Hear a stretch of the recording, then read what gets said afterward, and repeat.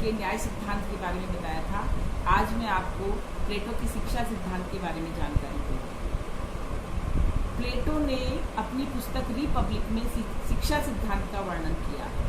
प्लेटो ने रिपब्लिक में शिक्षा को इतना महत्वपूर्ण स्थान दे दिया है कि रूसो को ये कहना पड़ा कि रिपब्लिक राजनीति शास्त्र पर लिखा गया ग्रंथ नहीं, बल्कि शिक्षा पर कभी भी लिखा गया ग्रंथ है, सर्वश्रेष्ठ ग्रंथ है। प्लेटो ने न्याय, आदर्श राज्य में न्याय की प्राप्ति के लिए दो चीज़ों को आवश्यक बताया। पहली, राज्य द्वारा नियंत्रित सुनियोजित शिक्षा प्रणाली, और दूसरी साम्यवादी व्यवस्था। प्लेटो का कहना है कि यदि हमें दार्शनिक राजा की प्राप्ति करनी है और सैनिक वर्ग की अच्छे सुदृढ़ सैनिक वर्ग की प्राप्ति करनी है तो हमें शिक्षा पर बल देना होगा, और यदि हमें दार्शनिक वर्ग को परिवार और संपत्ति की बुराइयों से दूर रखना है तो हमें साम्यवादी व्यवस्था पर बल देना होगा। एक प्रकार से शिक्षा प्लेटो के अनुसार सकारात्मक उपचार है, और दूसरी प्रकार से साम्यवादी व्यवस्था जो है वो उसका निषेधात्मक उपचार है। प्लेटो ने शिक्षा व्यवस्था पर जो बात कही है उसको मैं आपको, कुछ टॉपिक्स मैंने लिखे हैं उन पर मैं आपको बताना चाहूँगी। आप इसको देखिए और उनको आप लिखिए। बोलो। प्लेटो ने रिपब्लिक में शिक्षा सिद्धांत का वर्णन किया है। प्लेटो के समय में दो प्रकार की शिक्षा पद्धति प्रचलित थी। पहली एथेंस की और दूसरी स्पार्टा की। प्लेटो एथेंस का रहने वाला था और उन्होंने हमेशा स्पार्टा के सामने एथेंस को घुटने टेकते हुए देखा था। तो वो ये चाहता था कि कुछ स्पार्टा की शिक्षा पद्धति का भी अध्ययन किया जाए और एथेंस की शिक्षा पद्धति का भी अध्ययन किया जाए, और जो महत्वपूर्ण बातें हैं उनको अपनाकर हम एथेंस को वो शक्तिशाली और सुदृढ़ बनाना चाहता था। तो उस समय जो एथेंस की शिक्षा पद्धति थी वो दो भागों में बटी हुई थी। वो परिवार का निजी कार्य होता था शिक्षा प्राप्त करना, और दो प्राथमिक शिक्षा और माध्यमिक शिक्षा, ये दो भागों में ये बटी हुई थी। दूसरी एक महत्वपूर्ण बात ये थी कि स्पार्टा की जो शिक्षा पद्धति थी वो राज्य द्वारा नियंत्रित शिक्षा पद्धति थी, और सबसे महत्वपूर्ण बात यह है कि 7 वर्ष की आयु में ही बच्चों को उनके परिवार से ले लिया जाता था और राज्य के अधिकारी और उनकी संपूर्ण शिक्षा की व्यवस्था करते थे। लेकिन दूसरी तरफ एथेंस जो था वो वहाँ पर शिक्षा का कार्य जो था वो निजी था, परिवार स्वयं शिक्षा का कार्य करते थे। और स्त्रियों के लिए स्पार्टा में सैनिक शिक्षा, चाहे वो स्त्री हो या पुरुष हो, सभी के लिए अनिवार्य थी। एथेंस में सभी के लिए अनिवार्य नहीं थी। तीसरी बात, स्पार्टा की जो शिक्षा पद्धति थी वो राज्य की प्रकृति और आवश्यकता के अनुकूल थी, किंतु उसका पाठ्यक्रम बहुत संकुचित था। इसलिए प्लेटो ने स्पार्टा की शिक्षा पद्धति की महत्वपूर्ण विशेषताओं को लेकर अपनी एक शिक्षा योजना बनाई, जिसको कि हम प्लेटो की शिक्षा योजना कहते हैं। प्लेटो की शिक्षा योजना द्विस्तरीय थी। प्रथम स्तर जो कि 6 से 20 वर्ष तक था, जिसको कि हम प्राथमिक शिक्षा कहते हैं, और ये प्राथमिक शिक्षा है बच्चों के लिए अनिवार्य रखी गई थी। और यह इसका मुख्य उद्देश्य संवेगों और भावनाओं को नियंत्रित कर बच्चों का चरित्र निर्माण करना था।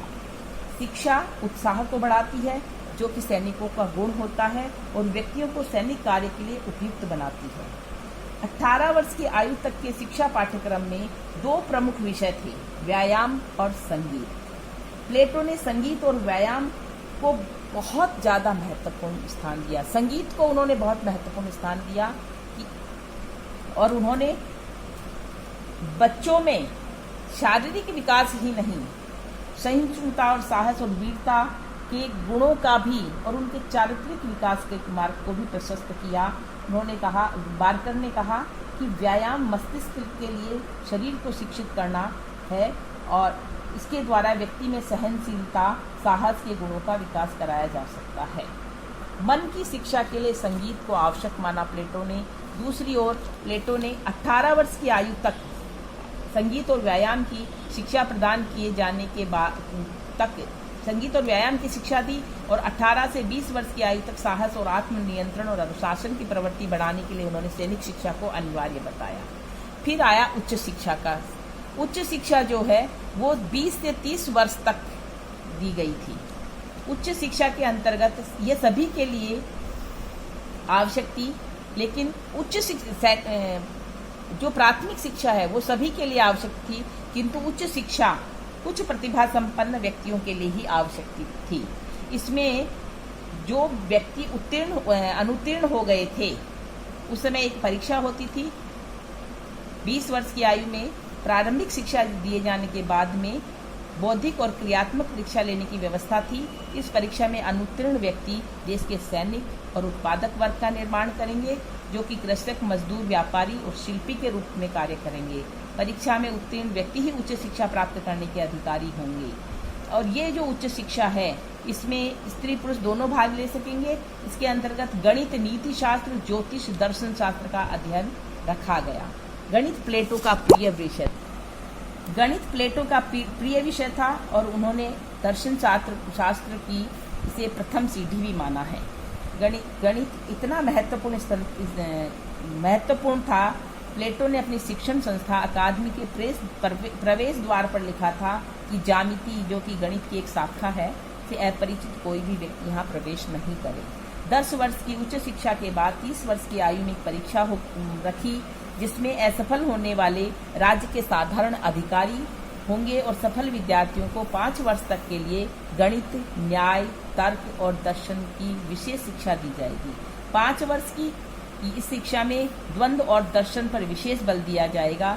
इस संबंध में प्लेटो के विचार को व्यक्त करते हुए क्वायर ने कहा है कि दर्शन प्रौढ़ अवस्था के लिए है, युवा अवस्था के लिए नहीं।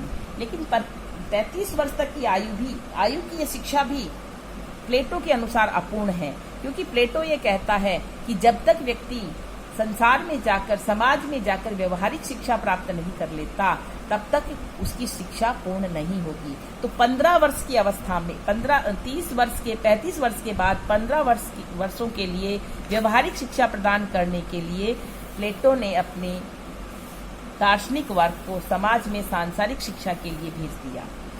तो कुल मिलाकर 50 वर्ष तक की शिक्षा का ये क्रम था, बहुत लंबा क्रम था। मैं प्लेटो की शिक्षा व्यवस्था की कुछ विशेषताएं बताना चाहूंगी।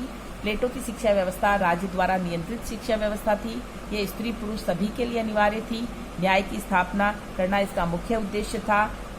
समाज का सर्वांगीण विकास करना इसका मुख्य उद्देश्य था। ये 2 भागों, प्राथमिक और उच्च शिक्षा में विभाजित थी।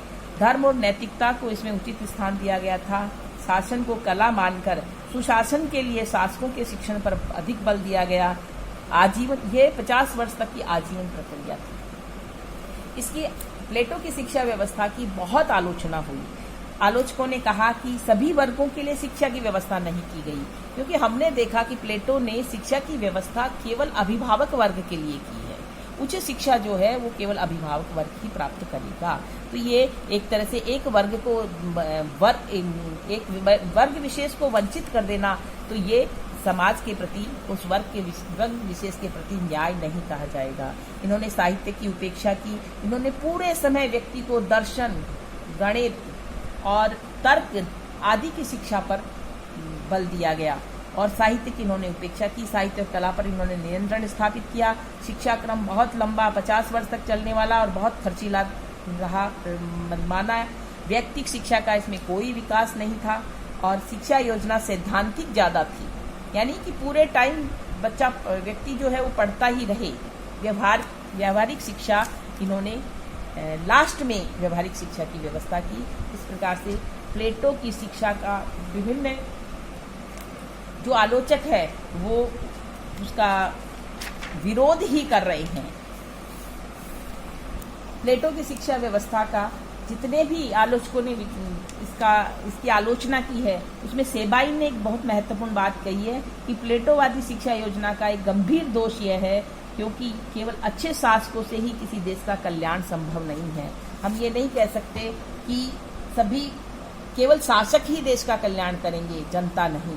तो शिक्षा व्यवस्था सभी के लिए होनी चाहिए, केवल एक वर्ग विशेष के लिए नहीं। धन्यवाद।